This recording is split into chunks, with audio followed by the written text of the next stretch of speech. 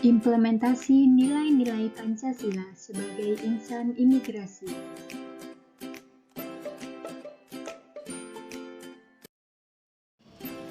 Assalamualaikum warahmatullahi wabarakatuh.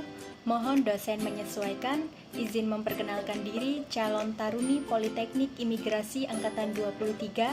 Nama Ica Rahma Mutiara Fitri, NRT 2020.2054.2.01, Program Studi Hukum Keimigrasian B, nomor absen 23.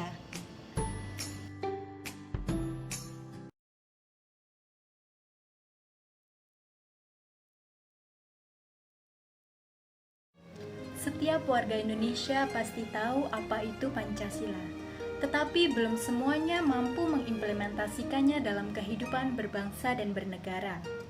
Para pendiri bangsa menyebut Pancasila sebagai pandangan hidup bangsa Indonesia, maka Pancasila digunakan sebagai pedoman bersikap dan berperilaku dalam kehidupan bermasyarakat.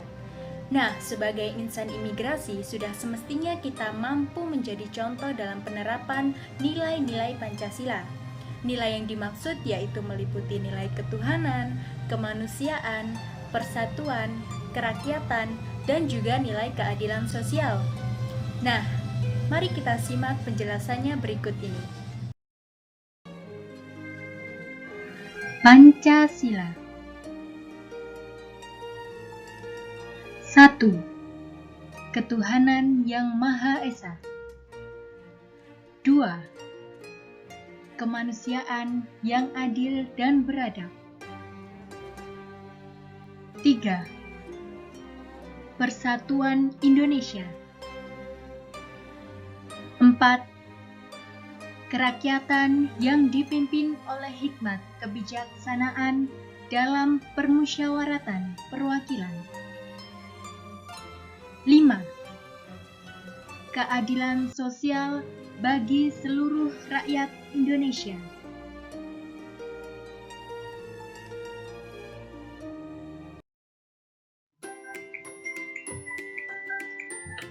Sila pertama yaitu ketuhanan yang Maha Esa, di mana setiap warga negara Indonesia berhak untuk memeluk dan beribadah berdasarkan agama dan kepercayaannya masing-masing.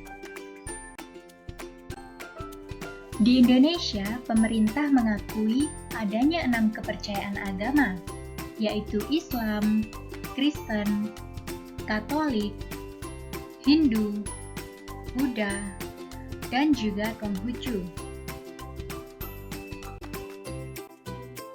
Sebagai insan imigrasi, implementasi sila pertama Pancasila dapat ditunjukkan dengan adanya kebebasan hak dalam memeluk agama, saling menghormati dan saling toleransi antar umat beragama. Selain itu, insan imigrasi harus memiliki integritas yang tinggi, kejujuran, serta harus patuh terhadap perintah dan larangan agamanya. Dalam setiap melakukan kegiatan, alangkah baiknya untuk selalu menghadirkan Tuhan di benak kita, agar setiap tindakan yang dilakukan tidak menentang kepercayaan manapun. Sila kedua Pancasila yaitu kemanusiaan yang adil dan beradab. Mengandung arti kesadaran bersikap sesuai dengan moral dan hati nurani dengan memperlakukan sesuatu dengan sebagaimana mestinya. Implementasi sila kedua.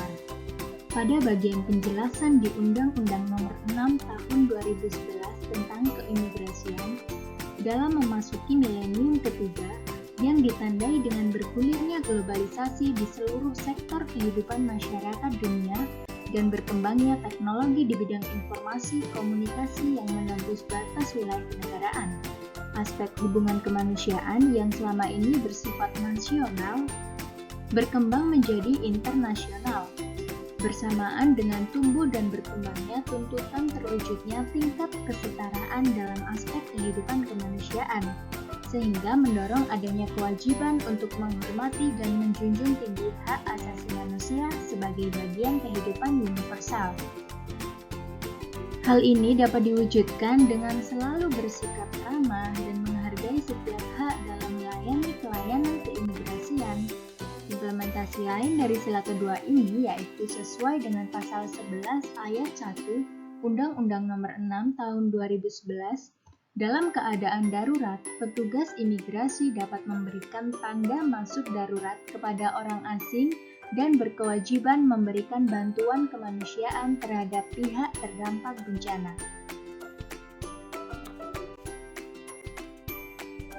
Tiga, Persatuan Indonesia.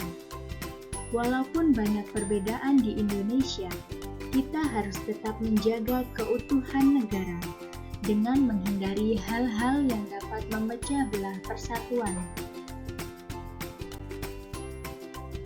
Penerapan sila ketiga Pancasila ini selaras dengan definisi keimigrasian Republik Indonesia yang tercantum pada pasal 1 ayat 1 Undang-Undang Nomor 6 Tahun 2011 yang merupakan perwujudan pelaksanaan penegakan kedaulatan atas wilayah Indonesia dalam rangka menjaga ketertiban dan perdamaian kehidupan berbangsa dan bernegara dengan mengawasi lalu lintas keluar masuk wilayah Indonesia demi menjaga kedaulatan negara. Wujud nyata implementasi sila ketiga Pancasila ini terlihat pada insan imigrasi yang selalu menghargai perbedaan dan menjaga ketertiban pada saat pelayanan keimigrasian.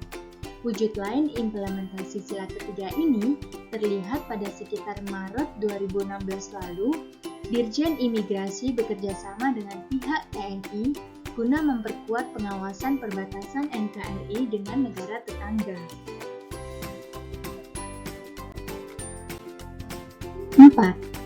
Kerakyatan yang dipimpin oleh hikmat kebijaksanaan dalam permusyawaratan perwakilan.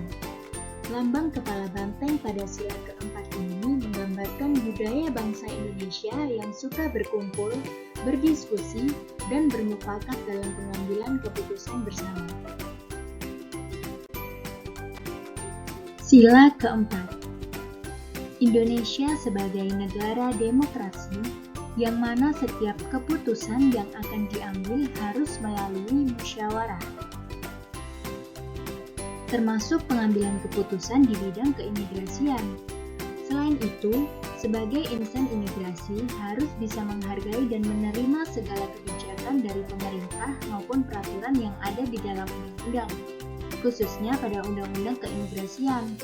Salah satu bentuk nyata implementasi sila keempat ini pada saat pandemi seperti ini, insan imigrasi harus bisa menjadi pelopor dalam mematuhi kebijakan pemerintah dalam penerapan protokol kesehatan. 5. Keadilan sosial bagi seluruh rakyat Indonesia. Bahwa setiap warga negara Indonesia memiliki kesetaraan hak yang sama atas semua aspek kehidupan. Implementasi sila kelima dapat diwujudkan dengan adanya pembangunan zona integritas menuju wilayah bebas korupsi dan wilayah birokrasi bersih dan melayani di seluruh kantor imigrasi di Indonesia. Yang kedua, dengan mewujudkan pelayanan yang berkeadilan bagi seluruh lapisan masyarakat. Berkeadilan yang dimaksud di sini yaitu dengan memberikan pelayanan sesuai dengan kebutuhan. Contohnya, terdapat 4 kelompok yang berhak mendapat layanan prioritas, yaitu lansia, ibu hamil, penyandang disabilitas, dan juga balita. Hal ini tersebut berdasarkan Surat Edaran Direktur Jenderal Imigrasi Nomor IMI-01.01/2435 tentang pemberian fasilitas bagi kelompok rentan dalam layanan penerbitan paspor berdimensi ramah hak asasi manusia.